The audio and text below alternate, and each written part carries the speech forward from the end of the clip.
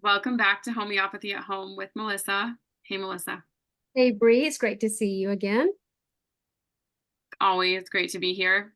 We have a really fun special guest tonight that we have spoken with before. So you guys have seen her name if you've taken any of Melissa's classes, Gateways specifically. We share her information. But Melissa, do you want to go ahead and introduce her and we'll get started?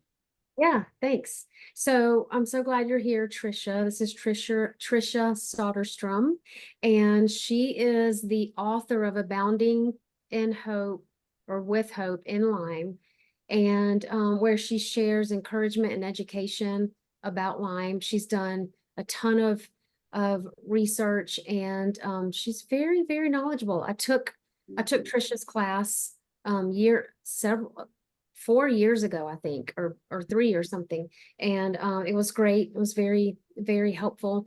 And because there seem to be so many ticks this year, I'm seeing, and maybe we say that every year, I don't know, but this year I'm hearing it from everybody everywhere. They're like, there's so many ticks. People are finding ticks on them and on their pets more, I think, than before. And I don't know why, or if I'm just hearing it, but I wanted to invite Tricia on here to do some education about Lyme and ticks. And so thanks for being here, Tricia. Thanks for having me. I hate to say it, but I always love to share information about Lyme disease and those nasty little ticks that give us so much anxiety. I do think there is a lot more. Every year it does seem to get worse and worse. I don't know why. It almost seems like they're not dying off, and they're just like, I don't know, procreating, faster and more. I think when communities come in and build more houses, there's just nowhere for these like the deer and the animals to go, and so the ticks are just coming closer and closer to us. They don't have the forest to go into and just drop off and do their thing, so they're just coming more into the communities, and I think that's why we're having a bigger problem. That But makes Mhm. yeah, so we do have to be careful, and that's where I come in. I like to help people just to be educated. That's where my course comes in. It teaches you how to prevent tick bites, right? And what happens if you do find one. I even talk about how to make your property a little bit safer. And because it doesn't matter if you're in the city, it doesn't matter if you're in the country or just, in a suburban area, ticks are everywhere. And and it really is a problem. So we need to pay attention to our environment and make sure that we're always doing tick checks every day. Um, and that's, when my family and I'll just give you a little bit of history about my family and I. We hiked a lot. We were outdoors a lot. We lived in a small townhouse, and we were in a community, but we had like a path where we could go walking. But even in our yard, we would find ticks in our community. And I think it was because of that, the idea of building homes in these places where it used to be farmland or it used to be woods. And then next thing these animals have nowhere to go. So they're kind of like all up in your yard and everything. So it doesn't really matter where you live. But I began getting very sick back in about 2006, 2007, and didn't realize what was going on. I had very slow onset symptoms of joint pain and memory loss, fatigue, just horrible fatigue. Now, I had just had my son. I was actually pregnant with him when I started having symptoms. And then after I had him, I couldn't stay awake. I never heard him at night when he was crying. And by the time I got diagnosed, which was 2 years later, I thought I had dementia, like I could not function properly mentally. I was having a very difficult time walking. I had severe pain and I couldn't stay awake. And I had heart palpitations. I had neurological, a lot of neurological symptoms. And I visited specialists for 2 years, and not one of them ever suggested Lyme disease. So it was a chiropractor who mentioned Lyme disease. And I never saw a tick, never had a bullseye rash. So fast forward, my kids were all diagnosed. My husband was diagnosed.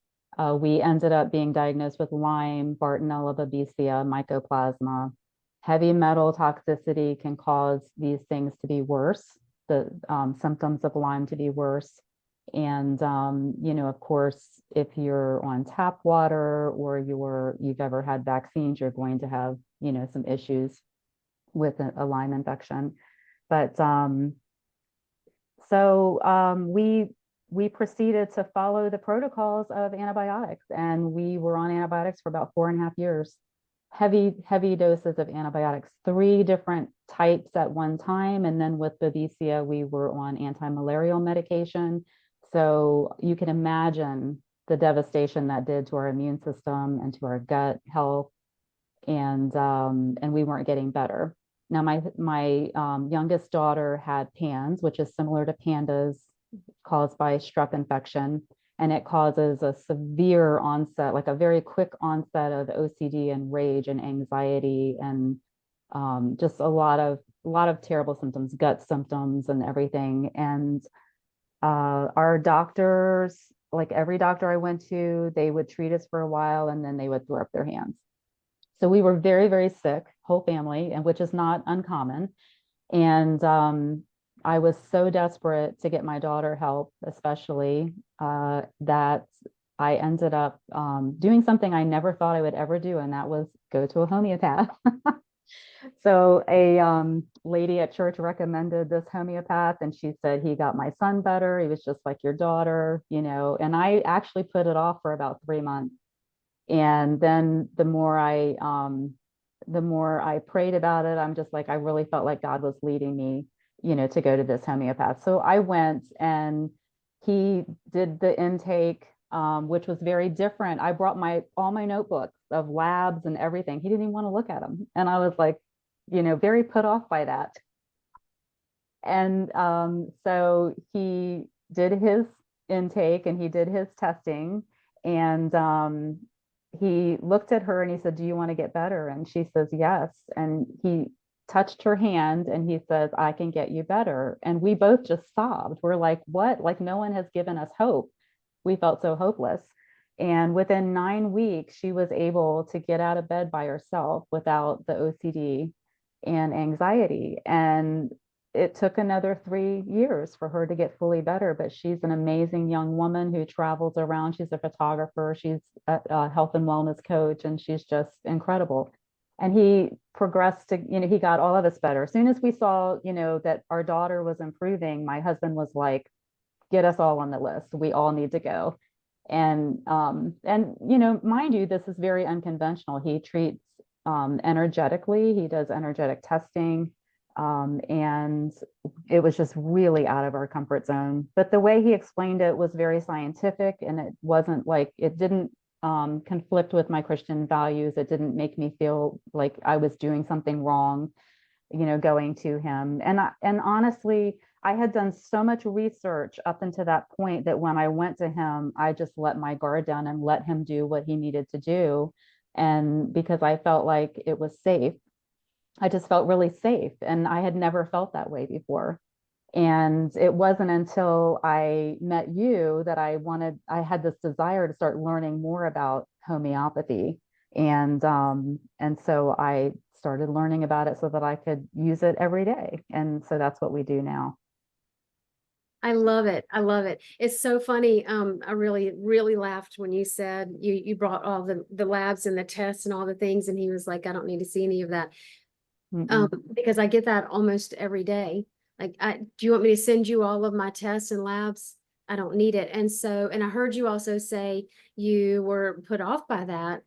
And I can imagine, I can see that, you know, where people think that they've been so reliant on those tests and those labs. And then the next question always is, how are you going to know how to help me if you don't have these tests and these labs?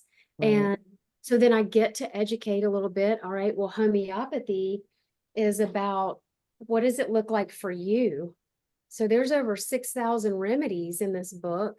And, you know, 10 people could come to me with Lyme and get 10 different plans because what does it look like for you? What do you feel like? What's happening in your body? So I'm super interested in that, if that's not a leap, in your education process. What are the symptoms? How would somebody know, if they're sick right now and they're thinking, whether they've been tested or not, what are maybe some symptoms that they could look for, or what would you suggest if you're sick right now and you don't have any idea what to do? So if they have a chronic infection, meaning they have an infection that is past the 4-week mark of being bit by a tick, it goes chronic after 4 weeks, which is why it's imperative to treat every tick bite right away. So chronic infections can look like anything. It's called the great imitator. It can literally look like MS, it can look like lupus, it can look like fibromyalgia, chronic fatigue syndrome. You can have heart issues. People get cancer. So the basics, fatigue, just grand fatigue, like so exhausted. You just feel like you're trudging through life, or you can't get out of bed. Joint pain, muscle spasms and twitching, headache, like just chronic headaches. I had heart arrhythmias and different types of heart symptoms. Trying to think, brain fog is a big one. Those are classic. You can have eye symptoms. Most people with Lyme will get floaters, like really bad floaters, and it will start to impede their vision, especially at night. Goodness, I'm just trying to think. There's so many symptoms. And you'll notice, like with Lyme patients, they'll be very depleted of their minerals, like extremely depleted, especially magnesium. So then they have all those symptoms that a magnesium deficiency would cause, which is heart, neurological, things like that. So there's a lot of symptoms. So if you have an early tick bite, you may have no symptoms at all for a while. Like I got bit probably in September and didn't start having symptoms until October, November, and they just slowly started coming on. And but some people will get hit with flu-like symptoms, and they'll think that they have the flu or now COVID, and then they don't get better.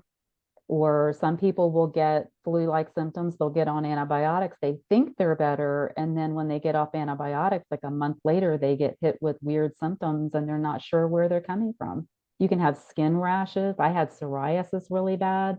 There's just, you name it, you can get it. It triggers your body to go into an autoimmune response, and so anything can go wrong.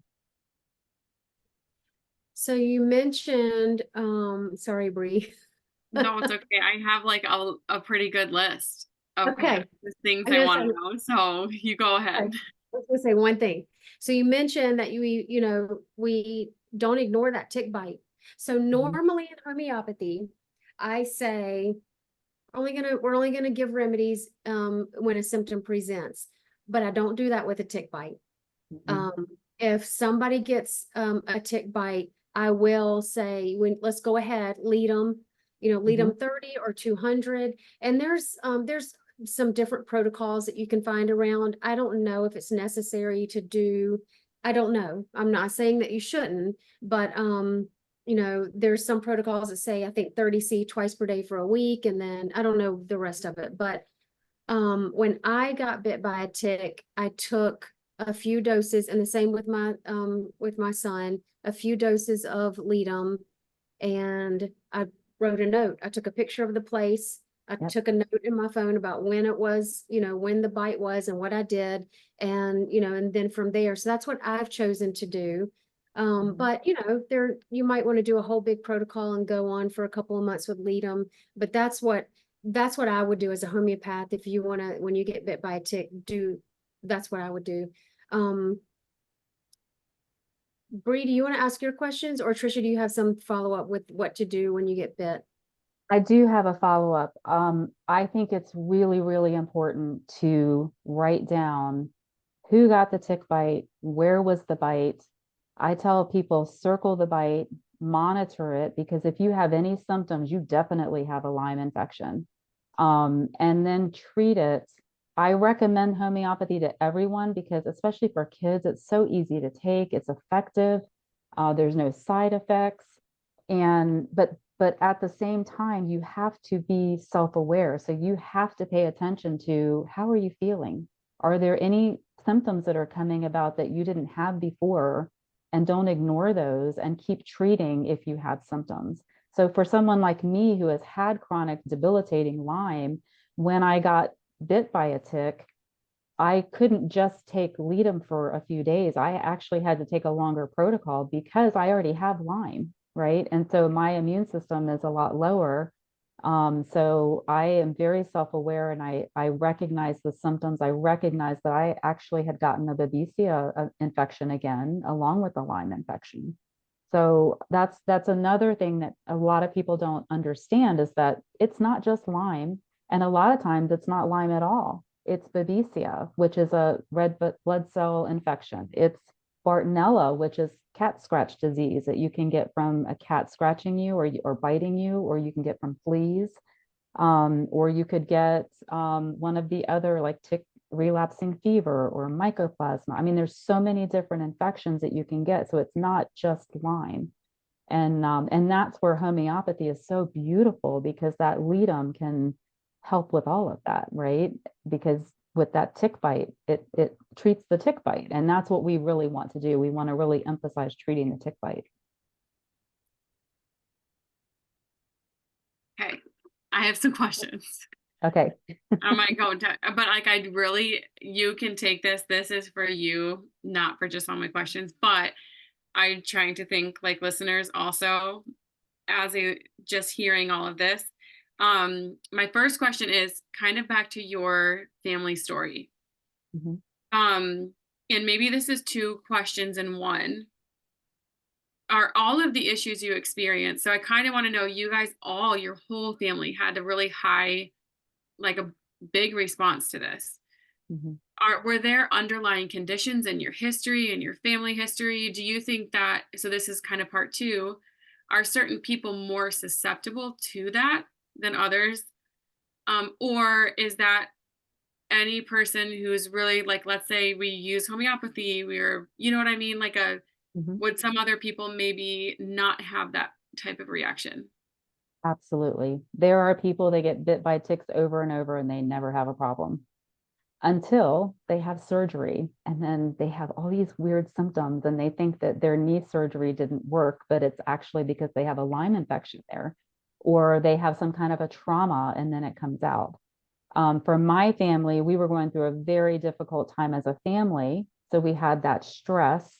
And then our homeopath believes that the area where our homes were built had some type of toxic water flow under it that potentially caused us to get sick like the way that we did. Now, I kind of believe that because a lot of the people on my court were very sick. And they were all very sick with something. There's a lot of people on disability, not a lot, but there were people on disability. So yes, if your immune system is weak, if you have some kind of trauma, if you're going through really stressful times, and you know how that impacts your body, you can get sick much quicker, much worse than somebody else. And I find that so true in the Lyme community. Most people who have a chronic debilitating disease have some type of underlying health condition or some type of trauma in their background that they haven't dealt with. And so that makes them more susceptible. Okay. And then when you said that surgery or trauma or something can bring it out, Mhm. does that mean that like those things can live, like once you have Lyme or Babesia and Bartonella, those are the ones that are not Lyme, right? Those are the other two. Right, right. Do those just stay in your body forever? Yes. Even after so in homeopathy, we say, right, like that should heal and not be present. Is Mhm. that something that you kind of just, it sticks around and then maybe something could trigger it much later? So our homeopath says that he has uprooted these uh, illnesses and that they're gone. However, that's not what science shows us. Science shows us that it actually goes dormant in your body, Okay. and it can come back out. So I don't know. My kids have not relapsed. I don't know if I've relapsed. I have so many other health things that have been triggered by the Lyme disease, because the Lyme bacteria, Borrelia, that goes through your body and it sends off these proteins that tells your white blood cells to leave it alone. It says, I'm okay, I'm healthy, I'm here, I'm part of you. So the white blood cells don't attack it. And then it also sends off, I think this, maybe it's the same proteins, but it'll send off something in the areas where it likes to go, like your thyroid, like your brain, your muscles or joints, and it triggers an autoimmune response. So once you may be done with the Lyme, you may not show titers anymore, or you may not, it may not come up energetically, but you've got all these other issues that the Lyme caused, if that makes sense. Mm-hmm. So how would you go about diagnosing, like an accurate diagnosis? So let's say I can think of people in my life who are having some of that stuff, bad responses to red meat, out of nowhere, right? Or since COVID, and actually they're all men, which is interesting, but they have bad gut issues now. They have thyroid problems, and they're not able to like eat normal diets. And one of them is like thinking it's long COVID. There are other things that they could blame it on. Right. And so it might be those that triggered some of that. But how would they go about getting that? Some of them have done some testing with Lyme, has never been brought up. So one thing that everyone needs to be aware of is that Lyme testing through your main labs, and I don't know if I can mention them or not, but they're about 70% inaccurate. Okay. In order to get a true understanding of whether or not you have any of these infections, you really do need to go to a lab. If you're going to do blood work, you need to go to a lab that's outside of these two main labs, and they don't take insurance. So IGenic is a Lyme focused. It's actually a tick-borne disease lab. So they test all the tick-borne diseases. There's iSpot. I've got a list on my website of some different labs. If you don't care about your blood work and you want to treat homeopathically, you're treating symptoms, right? So you don't really need to worry about getting the test. Or you could find someone like my doctor who tests energetically. So he'll put the Borrelia on the little tray and he tests energetically to see if you react to that or not. And then he'll know if you have the Lyme or the Bartonella or the Babesia. Okay. Usually he will test with his remedies to see if you need it or not. And so he has combination remedies that treat the different co-infections along with the Lyme. And so that's another way. A lot of people don't feel comfortable with that. And so I would say then pursue those Lyme labs in order to get tested. So blood work really is the conventional method to find that out through a specific lab. Okay. Blood work or a urine test. Oh, okay. They have urine tests. Okay. Thank you. That's great. And it's on your website, so I can share that with people.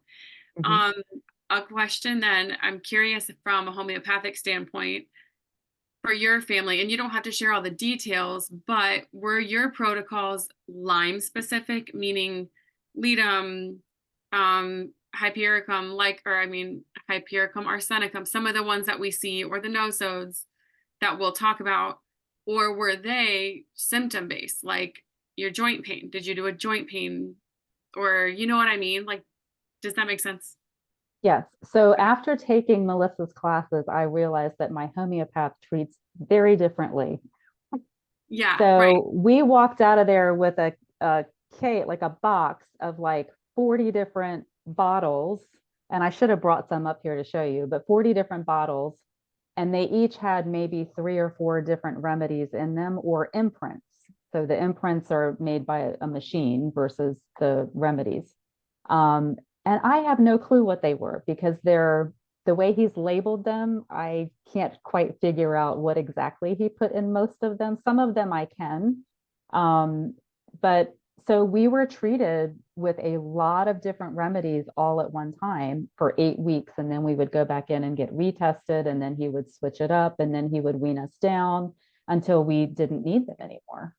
So he treated us for everything. He treated us for heavy metals, for all the tick-borne diseases. He treated us for emotional things that were going on, because can you imagine, even for the kids growing up and not having a life and just being bedbound and having the anxiety and things like that. So he treated us for all kinds of things, even to the point when I was finished with Lyme, I had him treat me for menopausal symptoms. And I had started having hot flashes, and I was just joking. And I said, "You have anything for hot flashes?" And he said, "Actually, I do."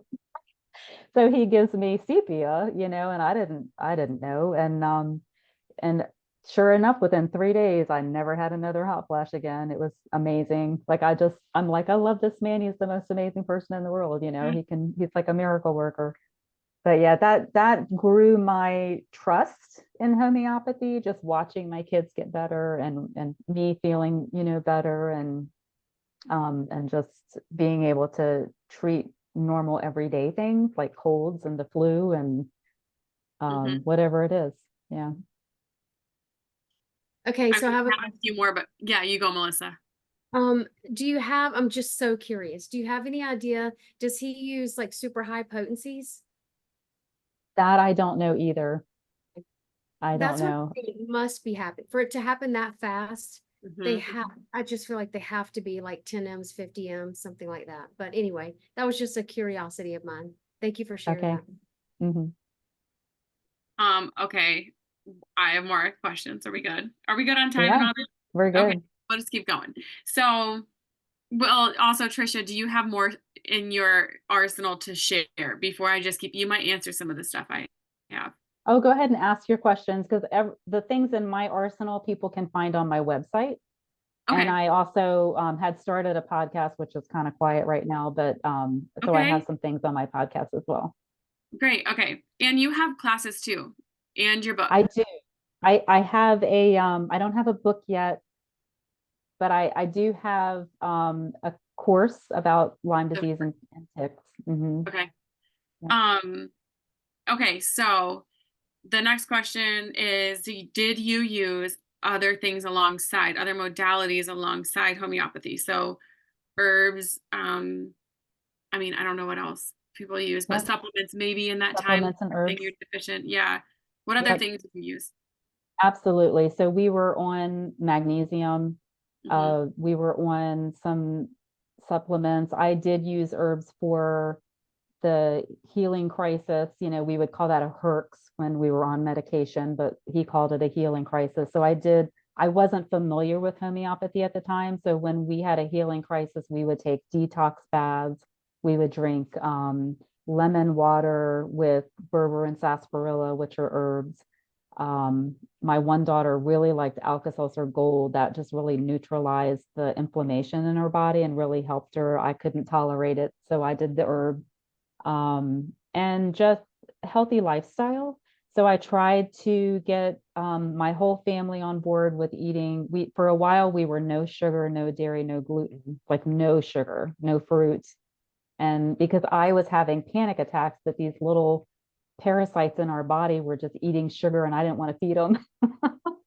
So I'm like, cut out the sugar. But when we went to our homeopath, he's like, you don't need to do that. And, just enjoy life. And so I was just like, I mentally couldn't get my head around that at all. But we did still follow a very healthy lifestyle. And cutting out gluten and dairy are really, really important. For whatever reason, it can just trigger so much inflammation in an already inflamed body and make symptoms a lot worse. And for a period of time, or do you still cut out dairy and gluten? So my kids have not, except for the one that had pan, she doesn't eat dairy or gluten, but she'll drink raw milk and have raw cheeses. And that's like a huge leap for her, because she had so many gut issues that she was down to like 3 or 4 foods for a while. Mhm. And so she's really healed herself so much. But for me, I do stay away from gluten because I notice that I have a lot of joint pain if I eat gluten. Okay. And the dairy, I all of the sudden out of the blue over the past few years with menopause, I just don't tolerate dairy. Okay. But Um, I was fine before that. can you share what a healing crisis would look like? I think that's really interesting that you brought that up Hmm. because I can probably imagine knowing, what I've walked through with people or what we've dealt with. But can you talk about that, what that looked like for you guys? And were there ever times where you were questioning, like, this is not working? I don't know why we're doing this. I Yep. shouldn't have to do all these other things. Yeah, especially for my daughter with PANS. When she had a healing crisis, all of her symptoms just were off the chart. The anxiety, the rage, the OCD, not sleeping, like all of that was just like, and I would say, we're not doing these things anymore. They're not working. And she would grab me and she would say, yes, we are. Yes, they are. He said this would happen. Oh, And I was like, okay, because I'm wanting the best for her. I wanted her to feel better, and I hated to see her that way. But for the rest of us, same thing. It was just an exasperation of symptoms. So whatever symptoms we already had, those would just get bigger. Sometimes a new symptom would come about, especially as you're treating. So Lyme is kind of treating tick-borne infections is kind of like that onion where you're just peeling back the layers, and you may get rid of a symptom and something else pops up. And so that would happen sometimes, especially in that healing crisis time. and how long are we talking? Like a week or a couple days or 2 weeks? So with antibiotics, it would last for a long time. And that was the herx, right? Because Yeah. you're killing off all this bacteria and your body can't handle all these toxins. With the healing crisis, I want to say it would be anywhere from 3 days to a week. Okay. With the things that we learned to do for detoxing and for just helping to calm down the body, a lot of times we got to where, we could start to feel better after maybe 3 days. Okay. Um, okay, so now just maybe moving on to like practically speaking.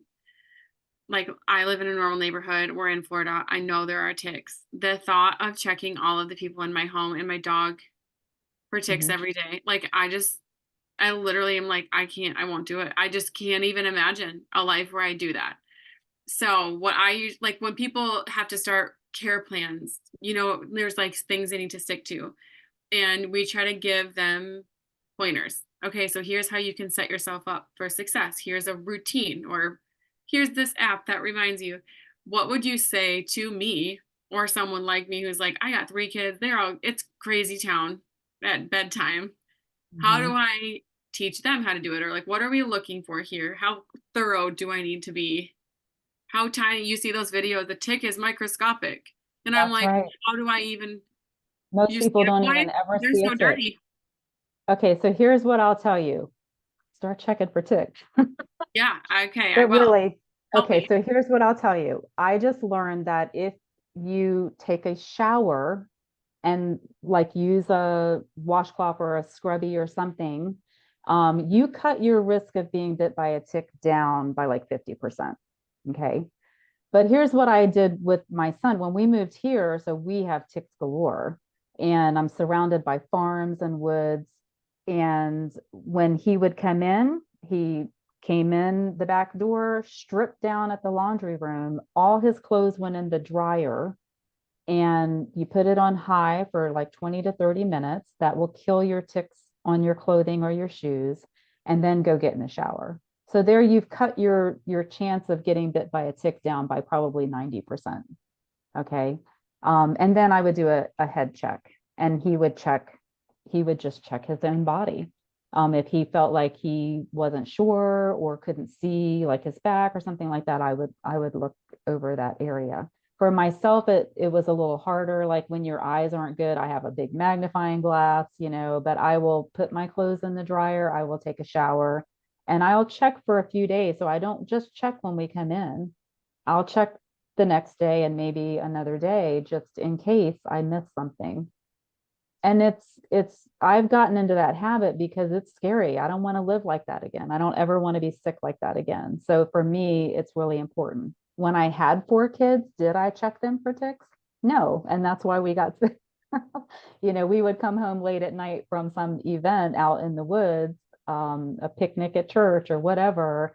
And I would just say, we'll take baths in the morning, go to bed, and I did find ticks on my kids. I took them to the doctor. The doctor told me, oh, if there's no bullseye rash, they don't have Lyme. Okay. And if she would have treated them, or better yet, if I had known about homeopathy, I could have treated them and prevented all of their illnesses. But she sent me home a number of times, even when my one daughter who had PANS had a rash, but it wasn't bullseye. And she told me there's no way it could have been Lyme. And so only 25% of Lyme infections will produce a bullseye rash. And then 25% of other people will get a rash somewhere else on their body, and it's not even like a bullseye. It could be any kind of rash. And then 50% don't get a rash at all. So the mindset needs to shift about, what does Lyme look like? And this is why I say, just treat every tick, just get some Ledum. How easy is that? Just, treat every tick. Okay. I think that's like all of my questions finally. That took me a while. Thank you so much Okay, for, sure. I mean, I might come up with more as we keep talking, but I feel like I feel better. Do you have any other questions, Melissa? Yeah, so okay, so well, yeah, what is there anything that you can do before you go outside to prevent? Is there any kind of spray or oil, or because we're more natural, we want, we're not going to spray DEET on ourselves. Or Right. maybe some people would if they're going camping in the woods and they feel like it's worth it. But what do do you have any suggestions on something natural that we could do to prevent? So the DEET actually doesn't work so much anymore, which is a good thing because it's so bad for you. If you are a hunter, if you hike a lot, if you go camping a lot, you can actually spray your clothes with permethrin and let it dry. And that'll last you, I think, 7 washes. And so you can do that. Shoes, socks, pants, whatever you want to treat. Just don't touch it or put it on your skin. So it's not 100% healthy, I would say. Once it dries, it's fine. It's not toxic. But so you want to use gloves. You can soak it in like a tray or something. And there are essential oil-based tick sprays that you can get anywhere. You can get them at Walmart in the camping section, or in the bug spray section. And now there's like a plethora of essential oil-based tick sprays, bug sprays that really work well, but you have to apply them more often. So where you might put off one once and go out for hours, the essential oil-based sprays you really do need to apply more often, 30 minutes to an hour. Okay. But they do work really well. Yeah.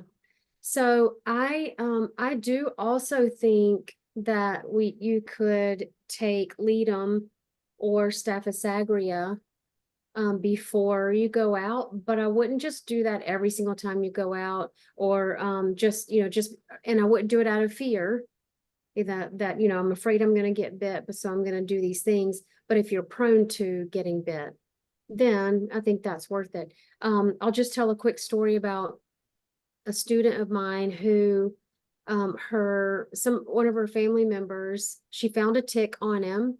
She gave him Ledum, and then the next day she found another tick. Tell me what you think about this, Tricia, if you know. She found another tick that was attached, but it was dead. Have you ever heard of such a thing? I have not heard of anyone saying they found one that was dead. That's kind of weird. Yeah, it is weird. And it was after she gave Ledum. So Unless it got smushed or something, but I don't know.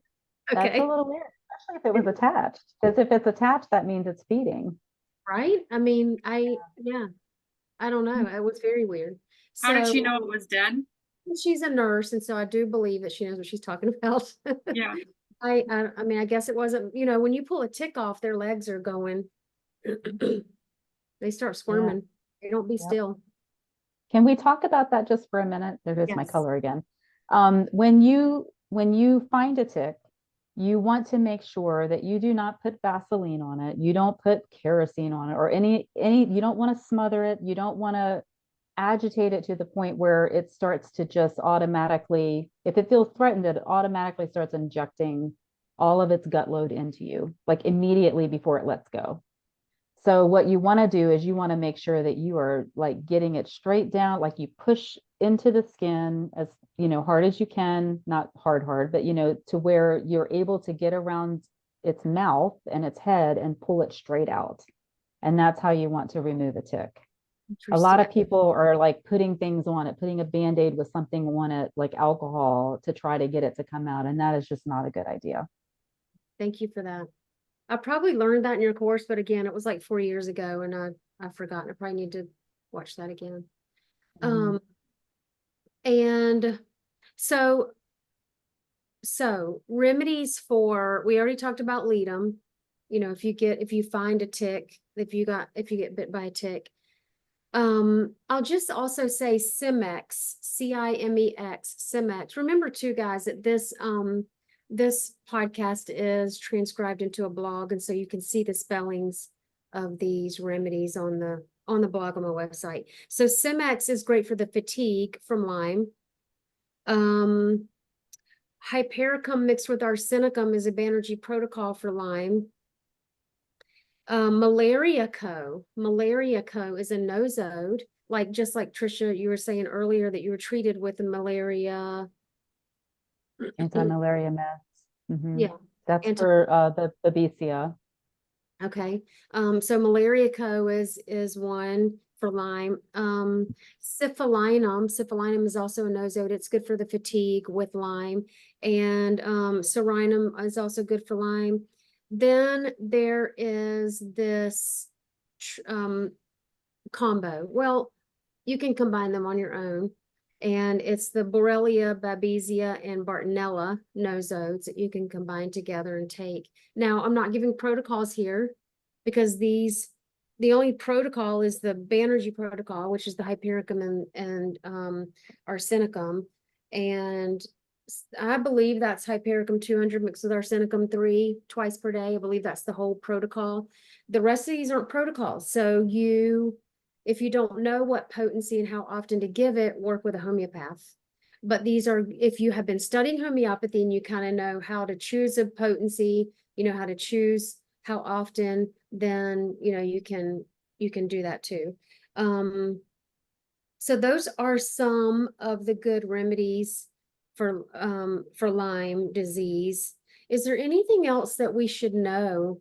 We talked about prevention, testing, treatment, what to look for, symptoms. Anything else we should know? Really just be educated, go to my website. It's Abounding in Hope with Lyme. Educate yourself. Now, when I first started blogging, I was like one of the only ones. Now there's so many different places where you can go and get educated about Lyme disease, but educate yourself about it, and especially how to handle that tick and what to do, have something in place.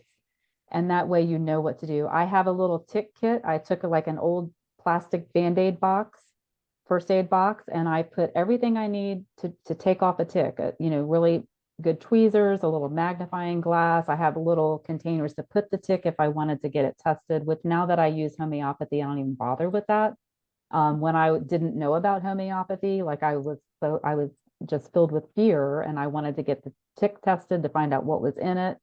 So you can do that if you want to, but have your supplies ready and put them somewhere where you know where they are, so that when you have a tick bite, you can just take care of it properly, and then take your homeopathy, and don't be afraid. And you can tell about, Ignatia or something for anxiety about that. For those of us who have had debilitating Lyme, it brings up a lot of anxiety for a long time. If I saw someone in the grass, if I drove through woods, I didn't even realize I was holding my breath. I had all of this anxiety about anywhere that ticks could be. And I didn't want my kids to get off the sidewalk, but they helped me with that because they're very adventurous and they didn't care. They're like, they're not sick anymore. They want to go out and explore the world. And so just, handle your anxiety, and you really do that by being educated. That's great. Ignatia 200 is great for PTSD and just general anxiety. Yeah. You have anything else, Bree? No, you answered all of my questions. Thank you so much. You're Great. welcome. You know what? I did also just remember something else I wanted to say. When Bree was talking about just how much, maybe how overwhelming it is, or how much work it would be to check everybody every day, and how often we have to, or we get to encourage and educate people and give them tools to follow their care plans that that we've given to them. The main word that I heard you say, Tricia, was it's important to me. And so when it's important, and I'm talking about following remedy care plans or checking yourself or your family for ticks or anything. If when something's important to us, we're going to figure out a way to do it. We're going to make it happen. Right. And so yes, I live out here in the woods, and yes, I recently found a tick, and I still haven't, and I don't know if I will. I don't know if I don't know. And so, I really, I would hate for something terrible to have to happen to me to make me do something so simple.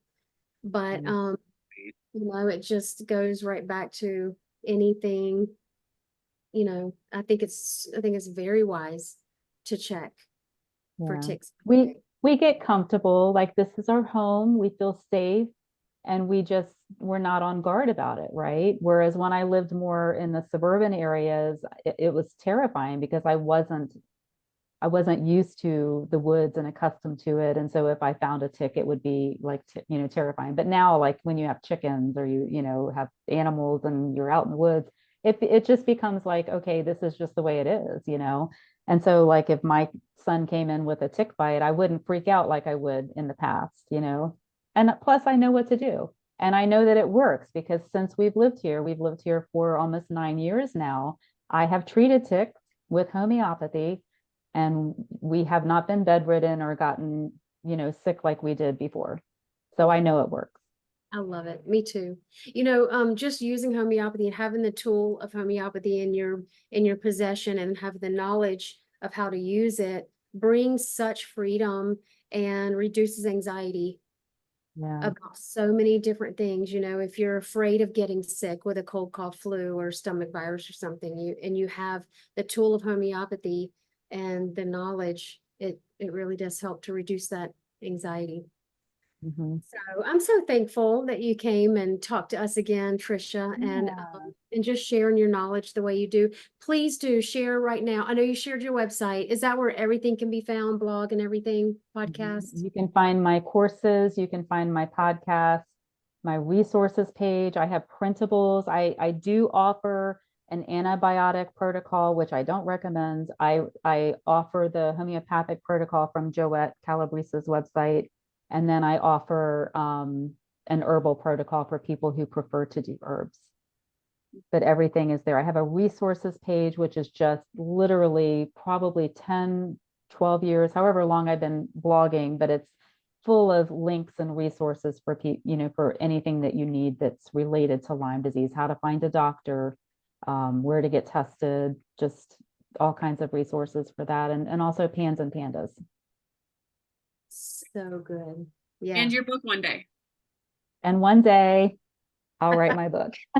I've started my book.